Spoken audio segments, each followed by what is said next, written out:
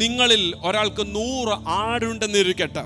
അതിൽ ഒന്നിനെ കാണാതെ പോയാൽ അവൻ 99 എണ്ണത്തെ മരുഭൂമിയിൽ വിട്ടിട്ട് ആ കാണാതെ പോയതിനെ കണ്ടെത്തും വരെ നോക്കി നടക്കാതിരിക്കുമോ? കണ്ടു കിട്ടിയാൽ സന്തോഷിച്ച് ചുമലിലെടുത്ത് വീട്ടിൽ വന്ന സ്നേഹിതന്മാരെ അയൽക്കാരെ വിളിച്ചുകൂട്ടി കാണാതെ പോയ എൻ്റെ ആടിനെ കണ്ടു കിട്ടിയത് കൊണ്ട് എന്നോടുകൂടെ സന്തോഷിക്കുമെന്ന് പറയും. നമ്മിൽ പലരുമായിരുന്നെങ്കിൽ 99 സേഫ ഒന്നല്ലേ പോയുള്ളൂ, പോട്ടെന്ന് കണ്ടേന്. പക്ഷെ നല്ല ഇടയന്റെ പ്രത്യേകത അതല്ല. 99 മരുഭൂമിയിൽ ഇട്ടേച്ച് കാണാതെ പോയതിനെ തേടിപ്പോയി. കാണാതെ പോയ നഷ്ടമായ ഒന്നിനെ തേടിപ്പോയി. അതുപോലെ 10 ദ്രഹ്മയുള്ളവൾ 10 ദ്രഹ്മയില് ഒരെണ്ണം പോയി, 9 എണ്ണം ഉണ്ട്.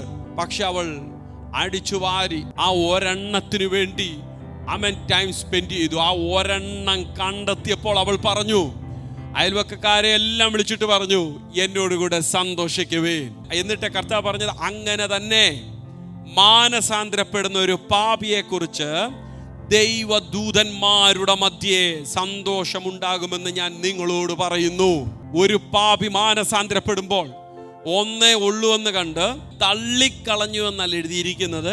ആ ഒന്നിനെ തേടി നടന്ന ഇടയൻ. നമ്മുടെ ചുറ്റുവട്ടങ്ങളെല്ലാം നോക്കിയാൽ എത്രയോ ശ്രേഷ്ഠന്മാർ, ദൈവവചനപ്രകാരം ജീവിക്കുന്ന എത്രയോ പേരുണ്ടായിട്ടും, ന്യായപ്രമാണം അനുസരിച്ച് നടക്കുന്ന എത്രയോ പേരുണ്ടായിട്ടും, ഗമാലിയലിന്റെ കാൽക്കലിരുന്ന് ന്യായപ്രമാണം മുഴുവൻ അഭ്യസിച്ച ശൗല് പറയുക, ആ പാപിയിൽ ഞാൻ ഒന്നാമനായിരുന്നു. നഷ്ടമായി പോയ പാപിയിൽ ഞാൻ ഒന്നാമനായിരുന്നത്. ചർച്ചക്കാരുടെ ഇടയിൽ, ബന്ധുമിത്രാദികളുടെ സ്നേഹിതരുടെ ഇടയിൽ അനേകർ നന്മ ചെയ്ത് നല്ല വഴിയിലൂടെ പോകുമ്പോൾ ആ പാപിയിൽ ഞാൻ ഒന്നാമനായിരുന്നു. എന്നെ തേടിയ യേശു ഈ ഭൂമിയിൽ വന്നത്, എനിക്ക് വേണ്ടി അവൻ കാൽവറിയിൽ മരിച്ചത്.